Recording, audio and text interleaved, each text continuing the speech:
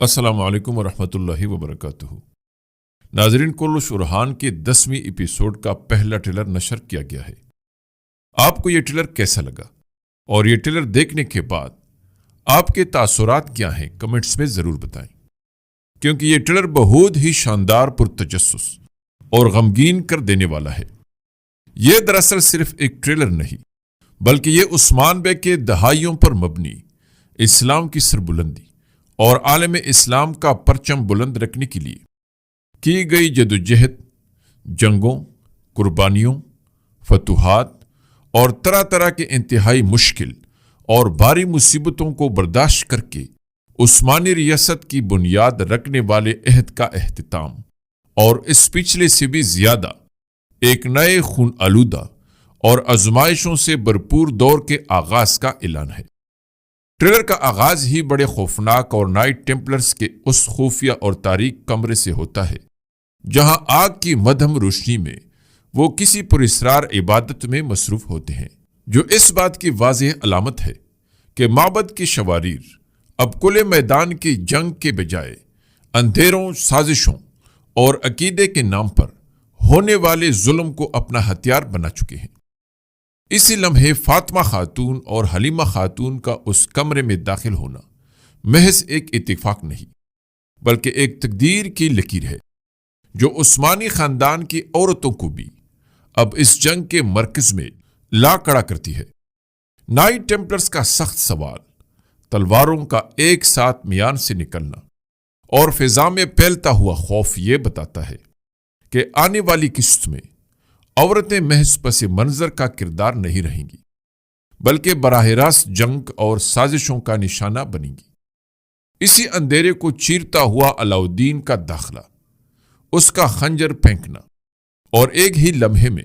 Night Templars کے commander کو موت کے گھاٹ اتارنا دراصل اس بات کا اشارہ ہے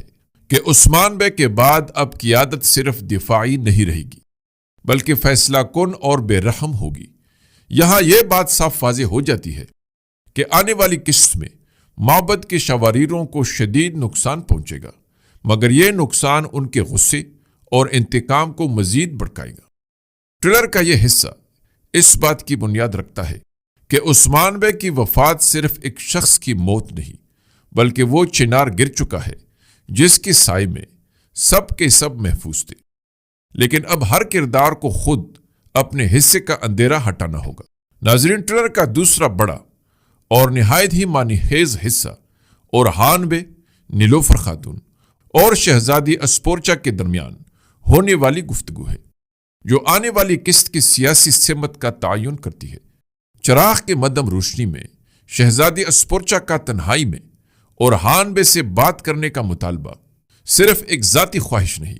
بلکہ ایک سیاسی چال ہے۔ نیلوفر خاتون کی خاموشی، اس کی آنکھوں میں چھپا ہوا حسد اور بے چینی اس بات کا اشارہ دیتی ہے کہ آنے والی قسط میں عورتوں کے درمیان ایک خاموش مگر شدید نفسیاتی جنگ شروع ہونے والی ہے۔ اس لیے نیلوفر خاتون اور شہزادی اسپورچا کے درمیان آنے والے اقساط میں میدان گرم ہونے والا ہے۔ دوسری طرف ناظرین، شہزادی اسپورچا کی جانب سے ارحان بے کو برسا کے محاصرے سے دستبرداری کی درخواست دراصل خوف، مجبوری اور سیاسی شکست کا اعتراف ہے، مگر ساتھ ہی ارحان بے کو پرکھنے کے لیے یہ ایک آزمائش بھی ہے کہ آیا عثمان بے کے بعد ارحان بے مفاہمت کا راستہ اختیار کرے گا یا اپنے بابا کے خواب کو خون کی قیمت پر پورا کرے گا۔ ارحان بے کا نیلوفر خاتون سے کہنا کہ میں برسا لے کر رہوں گا، اور نیلوفر خاتون کا پر اعتماد جواب اس بات کی حتمی تصدیق ہے کہ برسا اب صرف ایک قلعہ نہیں، بلکہ عثمان بے کی وصیت، اس کے خواب اور اس کے خون کی امانت بن چکا ہے۔ یہاں پر ناظرین، اس بات کا بہت امکان ہے کہ شہزادی اسپورچا کی یہ پیشکش وقتی طور پر مسترد ہوگی، مگر مستقبل میں یہی پیشکش کسی بڑے دھوکے یا وقتی اتحاد کی شکل اختیار کر سکتی ہے۔ اس حصے میں سب سے اہم جملہ ارحان بے کا اپنے بھائی علاؤدین سے یہ کہنا ہے کہ عثمان بے ہمارے لیے چنار کا درخت ہے، کیونکہ یہی جملہ اس بات کا اعلان ہے کہ اب طوفان آئے گا، سایہ نہیں رہے گا، اور ہر کردار اپنی اصل آزمائش میں داخل ہوگا۔ برسا کا محاصرہ اب صرف جنگ نہیں بلکہ عقیدے، وفاداری اور قربانی کا امتحان بننے والا ہے۔ ناظرین، ٹریلر کا آخری حصہ وہ ہے جو ناظرین کے دل پر سب سے گہرا زخم چھوڑتا ہے۔ اوتاق کے باہر جمع افراد کا ہجوم، ہر چہرے پر اداسی، بے چینی اور خاموش دعا، یہ سب اس بات کا اعلان ہے کہ اندر جو خبر ہے وہ امید نہیں بلکہ قیامت ہے۔ جرکتائی بے کا آئیکورت کا گریبان پکڑنا، الفاظ کے بغیر غم کا اظہار کرنا اور پھر اوتاق کا دروازہ کھلنا، یہ سب لمحے اس بات کی طرف لے جاتے ہیں کہ عثمان بے واقعی اس دنیا سے رخصت ہو چکے ہیں۔ اورحان بے جرکتائی، شاہین شاہ بے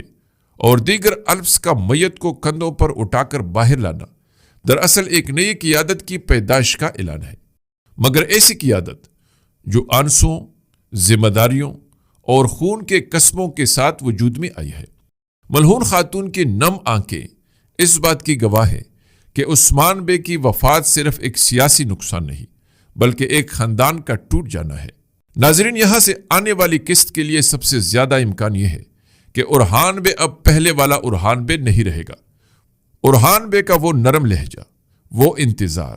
اور وہ سیاسی صبر اب ختم ہونے والا ہے۔ عثمان بے کی وفات کے بعد نائٹ ٹیمپلرز، ہیکٹر اور ان کے اتحادیوں کے لیے رحم کا وقت ختم ہو جائے گا۔ اس لیے ناظرین، اگلی قسط میں ہمیں ایک ایسا اورحان بے دیکھنے کو ملے گا جو برسا کے لیے نہیں بلکہ اپنے بابا کے خواب، اپنے قبیلے کے خون اور اپنے شہید سرداروں کے انتقام کے لیے لڑے گا۔ یہ بھی واضح ہے کہ عثمان بے کی وفات وقتی طور پر قبیلے کو کمزور دکھائے گی، مگر دراصل یہی واقعہ عثمانی قیادت کو ایک نئے، زیادہ خطرناک اور ناقابل شکست شکل دے گا۔ 10ویں قسط عثمان بے کا اختتام ہے، مگر اورحان بے کے اصل عروج کی ابتدا بھی یہی سے ہونے والی ہے۔ ناظرین، آپ بھی اس حوالے سے اپنی رائے ضرور کمنٹس میں دیں۔ امید ہے کہ آپ کو ہماری یہ ویڈیو ضرور پسند آئی ہوگی، اس لیے لائک ضرور کیجیے۔ ملتے ہیں اگلی دلچسپ اور معلوماتی ویڈیو میں، تب تک اللہ نگہبان۔